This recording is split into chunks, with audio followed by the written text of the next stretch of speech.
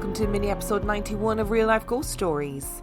To kick things off this week, I need to thank our newest Patreon subscribers. I would like to thank Lauren Walter, Alison Leach, X-Rated X-Ray, Sydney, Kristen Hylton, Alyssa, Nina, Jen, Nancy Williams, Gabriella Houtman, Sally Dawkins, Lisa Carr, Courtney Collins, Gemma Ritchie, Elizabeth M, Leah, Finn High, Kat 10, Donna Frostick, and Shannon.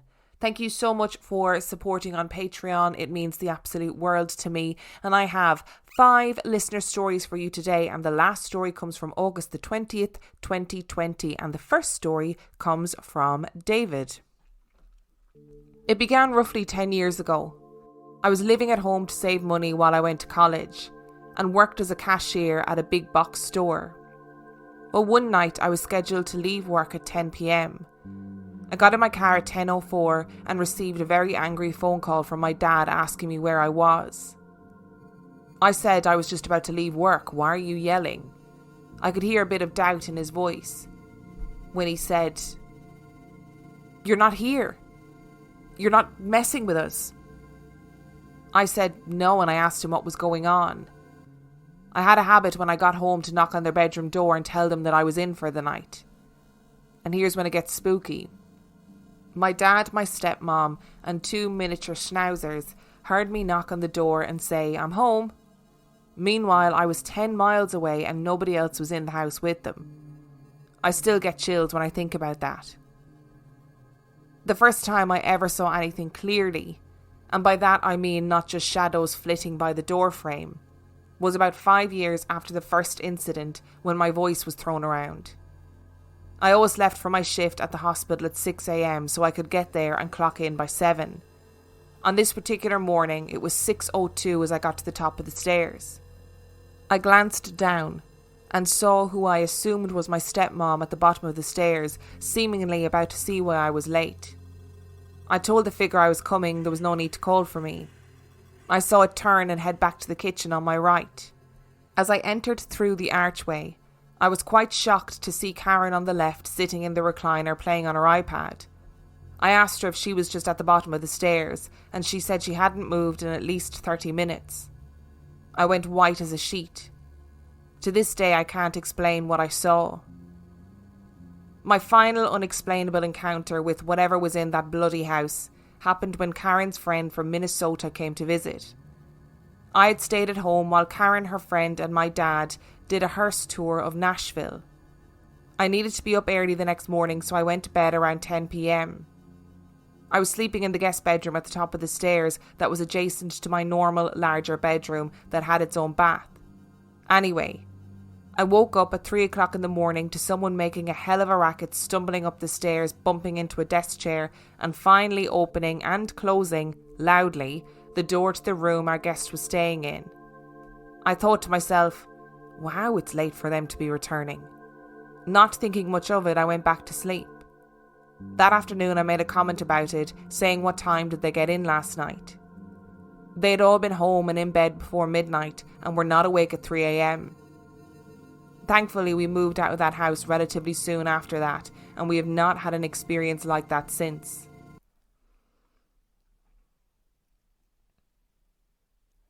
And story number 2 comes from Annabelle.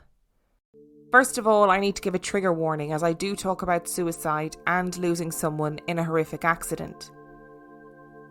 When I was in year 9, about 14 or 15, I'm 24 now, I lost my dad to suicide. There were no signs that he was struggling. We were just an average family, and this tore my world apart. My dad and I had the best relationship, and losing him, especially at such a young age, was the worst thing I could imagine. I became an angry person, taking it out on my mum and just not being very nice to be around. One night, after a particularly hostile argument with my mum about having a friend stay over, I felt the overwhelming urge to go and see if my mum was okay. I walked into her bedroom, and she was stood crying at her bedroom window. I stood at the door for a minute or two and apologised for what I had said in the argument earlier, when she asked me to go and look out the window with her. My mum's bedroom looks out into our back garden. And as I got to the window, I saw one of our garden lights on. Just the one. This may not seem like anything, but these lights hadn't been turned on in months, and they actually didn't even work anymore. But there it was, one single light lit up against the darkness of the night. What made this even more special was that my dad was an electrician, and he had fitted these lights years ago. We both just stood in the window crying and holding each other, and we realised my dad was trying to get us to stop arguing so much. All the drama from earlier in the day just seemed to melt away in that one moment, and since then I've made more of an effort to be kind to my mum, who raised me and my sister for 10 years on her own. Since then I've had a few more signs from lost loved ones. Around a year later I lost a boyfriend to a fatal car accident. I was working the morning after it happened and I woke up with such a weird feeling in my gut. I knew something was wrong. I went to work where I found out. We had worked together, but no one knew we were an item as it was still early days. I cried all day, and when I went to bed that night he came to me in a dream. He told me everything would be okay and just held me until I woke up. A few years ago, maybe 2017, I started using an app that records me when I'm sleeping, and myself and my current boyfriend talk about some crazy shit when we sleep. One night I turned it on when I was sleeping alone. There were no men in the house, no TV on, and my windows were shut. In the morning I listened back to our recordings from the night. I heard a soft male voice speaking. He whispered "good night," followed by the sounds of someone standing up off my bed. A few weeks later I saw a psychic. I know a lot of people are skeptical of people who claim they can talk to our lost loved ones. However, he told me this was my dad who visited me that night. This psychic also told me that my guardian angel was my grandma, who he lost on the 23rd of December 2015. I had always had suspicions that she was looking over me, as she had a very distinct smell. She was a heavy smoker and always wore the same perfume.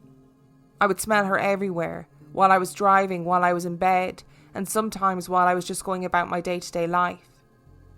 He also told me that she kept saying, "Go back to uni." I never went to uni. I failed miserably in college and then went straight into full-time work, so obviously I ignored this.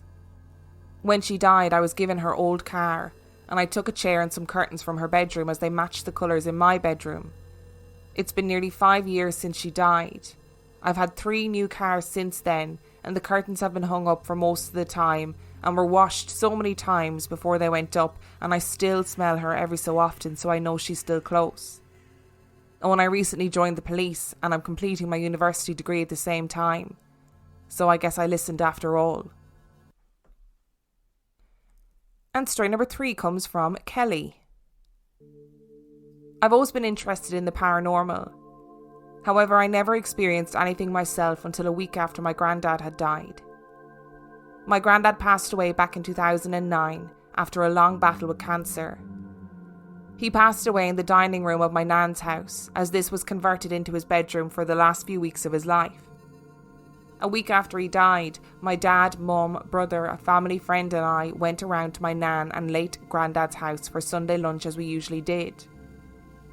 My nan was serving up roast dinner, and I was looking down at my nan's dog facing towards the front door when something caught my eye.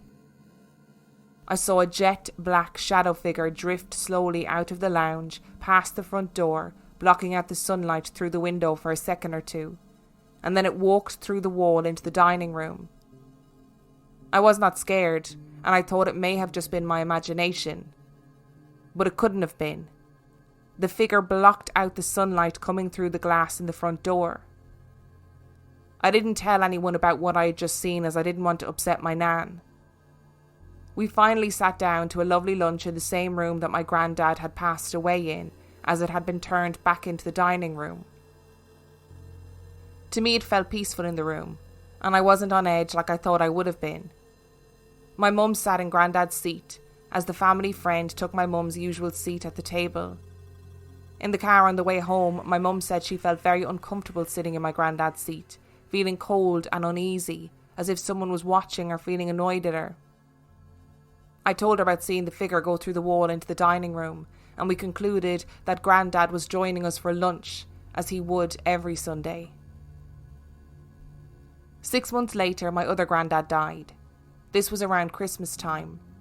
We had put up our Christmas tree and decorated the tree with new lights.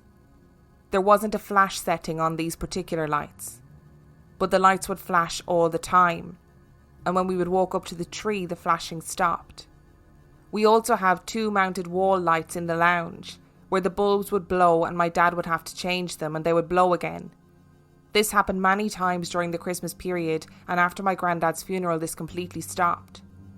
My dad still puts it down to faulty light bulbs, but nothing like this has ever happened before or after living in this house. We've lived in this house around 20 years, so I like to think it was our granddad visiting us to say Merry Christmas.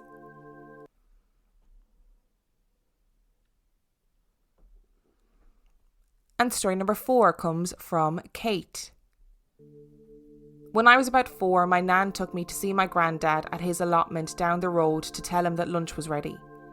When we got there, I skipped off to look at all the vegetables, and after a few minutes my nan noticed I was waving towards the tree line on the other side of the garden, but she could see no one. She and my granddad came over baffled and asked who or what I was waving at. "Cousin Andrew," I said.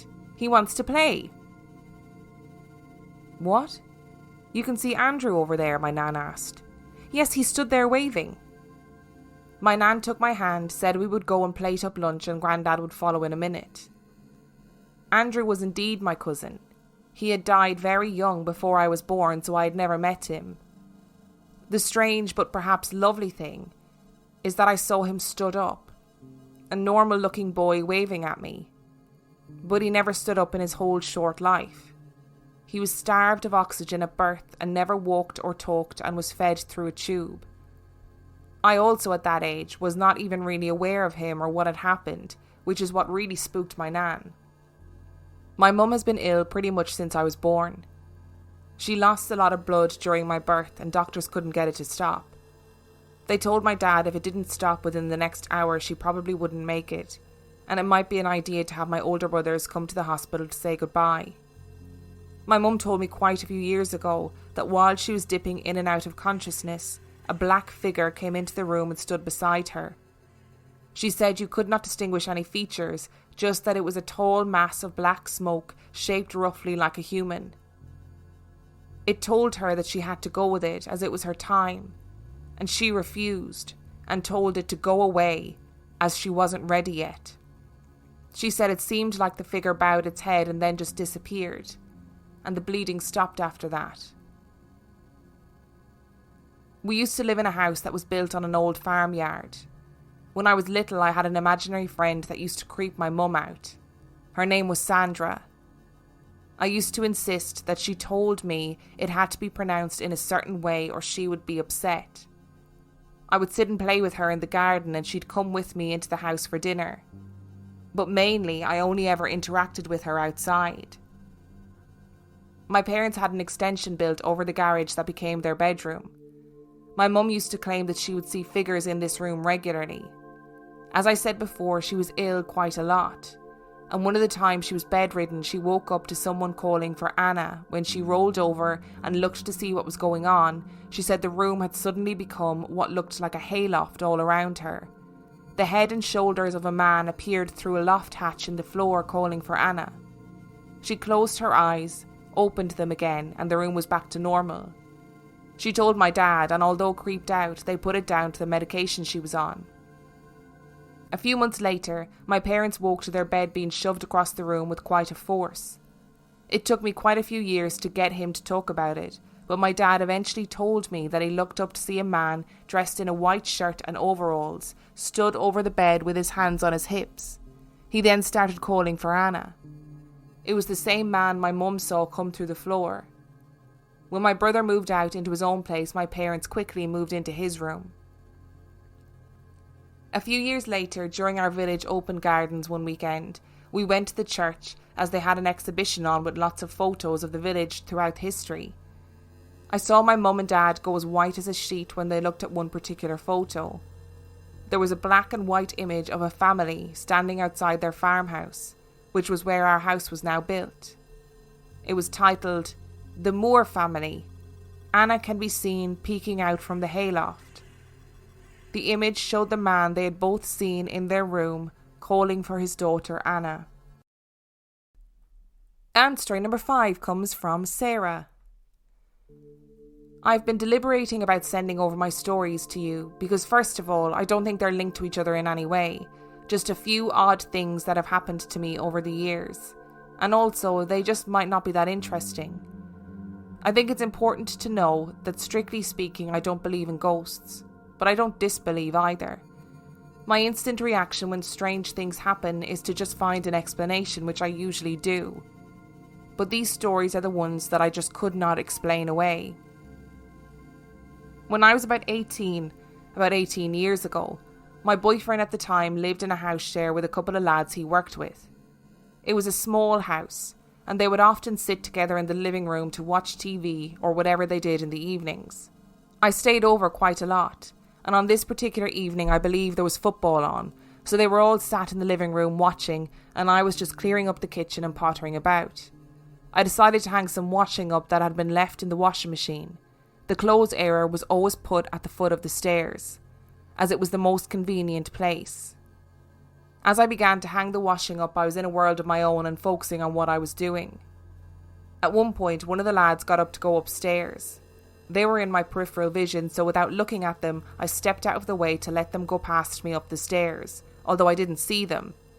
But I definitely felt someone walk past me. I know I did, because the space was only big enough for one person to get past. My assumption was that whoever had gone upstairs had gone to the toilet, and this may have been just because this is the most likely reason why they would be going upstairs. I don't remember any specific noises from the bathroom like the door closing or the chain flushing, but at the time, I was certain they had gone up to the toilet. As I put the last item of clothing on the airer, approximately a minute or so later, I looked up to see that all 3 of the lads were sat in the living room still, completely focused on the TV. Completely confused and thinking that whoever had gone to the toilet must have snuck past me to come back down, I asked if any of them had gone upstairs. They said no, and that they had all been there the whole time. I asked if they were sure because I was 100% sure someone had gone past me, and they all said no. But one of the lads, who although he had his back to me, could see in his peripheral vision, said that he had seen me move out of the way as if to let someone pass, but hadn't thought anything of it. That was going to be the end of my story, but as I was typing this out to you, another memory from that house has popped into my head. One I had completely forgotten about until this very moment, and it has given me goosebumps all over. I do not recall whether this was before or after the washing incident, but they were only living together in that house for around 6 months, so it was during that period. As I said earlier, I often stayed in the house. The lads all worked together, but did quite different shifts. It wasn't uncommon for me to stay over and my boyfriend to head out to work early in the morning, leaving me in the house with the other lads or sometimes on my own. On this particular Saturday morning, I was feeling a little worse for wear, as we had all been drinking the night before. I woke up and needed to use the bathroom. As it was a small house, I could usually tell pretty easily if there was someone else in the house with me. I thought I was on my own that day, and was about to get up and get ready to go home, but then I heard the bathroom door close and the extractor fan go on, which has to be done manually. I dozed back off to sleep for about an hour, and when I woke up, I got up to use the bathroom, assuming it would now be empty. But when I got up, the door was still closed and the extractor fan was still on. I listened at the door, as there was no lock, so that was the way you could usually double check, as weird as that is, and could hear noises as if someone was in the bath. Gentle splashing and movements. It was a bit of a joke in the house that one of the lads, Chris, would take long baths, which would annoy the rest of the household, as there was only one bathroom. As it wasn't my house, I didn't feel right about knocking and asking how long he would be, so I left it, but I was desperate for the toilet. Eventually, I'm not sure how much time passed, but I needed to use the toilet so badly I decided to knock, and there was no response. Thinking he was not answering because he knew he was taking a long time, I got on well with Chris, so I made a joke about him taking ages, and still no response. I began to worry as I couldn't hear the splashing noises anymore like I had earlier, and knowing we had all been out the night before, I worried that he may have fallen asleep in the bath or something. So I knocked again and decided to open the door a crack to check. When I opened the door, the bathroom was completely empty. The extractor fan was on, but there was no evidence anyone had been in the bath. There was no window in the bathroom, so even though there was an extractor, usually the bathroom would feel damp and warm. But it was as if no one had been in there. My assumption at this time was when I had dozed off, Chris must have closed the door and forgotten to turn the fan off and then gone out. When my boyfriend called me on his break, I was already back at home. I told him to tell Chris off about his long baths, and he was confused by this comment and told me that all 3 of the lads were doing the same shift together and had left the house at the same time that morning, meaning my instincts were right initially and I'd been home on my own all along. Like I said, because I'm not a huge believer in ghosts, I just really enjoy the stories, I put both of these to the back of my mind. But now that I think about it, the fact both stories were related to the bathroom just seems really creepy. There is probably an explanation for both stories, although I'm not really sure what. My next story is the one that gives me the chills, and I can still remember it like it was yesterday. Back in 2016, I was on holiday with my boyfriend at the time at a beautiful resort in Lanzarote. The hotel had upgraded us to one of the best suites in the place, and it was huge, with a beautiful balcony with a hot tub that had a gorgeous sea view and was directly above the beach. We'd had a really lovely day, lots of cocktails, followed by a romantic meal and a couple more drinks and then bed. We'd been drinking, but most certainly were not drunk at all. We both fell asleep relatively early, but I woke up about 2 a.m. with a fright. I woke up bolt upright, gasping for air and finding it hard to breathe. I was sweating lots, which is very unlike me, but was cold and shaking and had this overwhelming feeling. I've never felt anything like it. The feeling that we needed to get out of the room now. I couldn't have been awake for more than a few seconds when my boyfriend, who it turns out had woken up just a moment before me in the same way, said to me, "We need to get out of this room now." I turned to look at him, and he was completely pale and shaking uncontrollably. As we both began to get dressed to leave the room, I was trying to be logical and asked him where we should go and what should we do. We can't just run down to reception and say we both have a feeling we need to get out of the room, can we? He agreed with me. We both agreed to give ourselves a few minutes to think things through.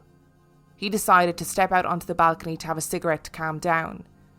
When he opened the door to the balcony, which as I said was directly above the beach and very secluded, I went cold all over again. I remembered what had made me wake up with a fright. I'd been having a really vivid dream that our room was broken into via the balcony. I got up to tell him to come back in, but he at the same time came in, closed the door quickly, locking it, and told me, before I had told him, that he just remembered he woke up because he had been having a dream that the room was being broken into via the balcony. As you can imagine, I felt absolutely terrified that we'd had the same dream. Completely unsure of what to do, we just sat there, put the TV on and waited for the sun to come up. We both eventually nodded off and woke up a few hours later feeling absolutely fine, almost like it hadn't happened. We didn't even really mention it until later in the day when we went back up to our room. What I didn't mention earlier in this story is that the day before we had woken up with a fright, we'd had an issue with the safe in our room. Even though I was putting in the correct code, it wouldn't open, and the system that the hotel has that can usually override it did not work, which we learned was unheard of. Eventually they managed to get the safe open by a couple of the handymen who physically bashed it as hard as they could, as it seemed to be the locking mechanism had ceased.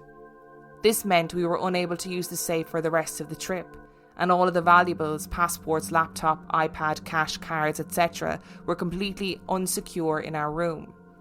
Because the safe debacle had had a lot of staff assistance, there were a lot of people who would have been aware our room had valuables that weren't secure.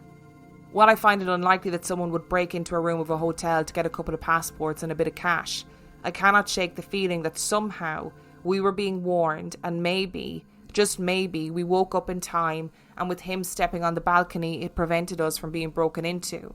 Who knows? It could all just be coincidence and unrelated. All I do know, though, is that the overwhelming feeling I had to get out of the room was something I have never experienced before and never want to again. About 5 or 6 years ago, I went through a particularly hard time and moved back home with my parents for a few months. I've always had relatively vivid dreams, and as a child I often suffered with bad nightmares, but during this period of living with my parents I began to suffer with sleep paralysis. It was affecting my sleep so much that I went to see my doctor, who was really helpful and reassuring, as I was going through such a tough time. He explained that it's quite common when life is turbulent to suffer with this. Over time it got a lot better, and by the time I had moved out from my parents a couple of months later, it had completely stopped happening. Fast forward to 2018. I had just gone through a messy breakup with my boyfriend from the previous story, and I had moved into my own place, living on my own for the first time ever like a proper grown-up. And although I was loving the space and the freedom, emotionally I was constantly drained and exhausted. The sleep paralysis started again, but this time it was a lot worse. Instead of just waking up knowing I was awake and couldn't move, it went on to me feeling completely suffocated, like I couldn't breathe at all. And when I eventually did wake up, my body would ache as if I had cramp all night, and I would feel shaken and traumatized the next day, to the point I was finding it hard to focus at work because I was sleeping so badly. I never felt scared going to sleep though. As I've said a few times now, I don't scare easily, and having had this before and reassurance from the doctor, I didn't really think much of it. At this time, I was spending a lot of time with one of my friends who was also newly single. I would often stay over at her place and vice versa. One evening, when we were going to bed at her place, I told her about the sleep paralysis and she got really freaked out. It turns out her understanding of sleep paralysis was the supernatural kind. You know, about demons sitting on your chest at night, that kind of thing. I honestly hadn't heard of this theory because I didn't really talk about it much. I was quite dismissive of her theory and basically laughed it off. A couple of nights later, I was on my own in my flat and went to bed as usual, and the sleep paralysis kicked in. The worst I've ever had. I was panicking and trying to move in the bed but couldn't. But my eyes did open. I know they did. I know sometimes you think they do when you have sleep paralysis, but they did open because it was so different to normal. As my eyes were adjusting to the small amount of light in the room, I saw a dark shadow pass across the wall opposite and stop up in the corner above my TV. It's hard to explain. It wasn't a human form or anything, it was just a mass of dark which seemed to glide up from the wall. I couldn't close my eyes or take them off the shadow, but it seemed to disappear in front of my eyes, and the next thing I knew, I felt a heavy weight on my chest and couldn't breathe. I began to come around, and all I could manage to shout was "No!" I felt like I shouted, but who knows if any noise came out. All I then remember is waking up the next day and feeling like I hadn't slept a wink. I got up and showered, and when I checked my phone I had several missed calls from my friend. I called her back to check if she was okay as it was pretty early still, and she just said she had the urge to call me and check if I was okay. I explained to her what had happened and that I was exhausted, and she insisted that I go to the doctor again as it had been bothering her that she knew I wasn't sleeping properly, and he ended up putting me on some medication to help me sleep better. Since then I've only had a couple of episodes and it's never been that severe. Maybe my friend telling me about the demons went into my subconscious, or maybe it was something else. Either way, I hope it never happens again. Thank you so much to David, Annabelle, Kelly, Kate and Sarah for sending in your stories, and thank you so much for listening to today's episode. If you would like to send in your story, you can do so by emailing it to reallifeghoststoriespodcast@gmail.com. You can also check out our website reallifeghoststoriespodcast.com, and on that note, we shall see you next time.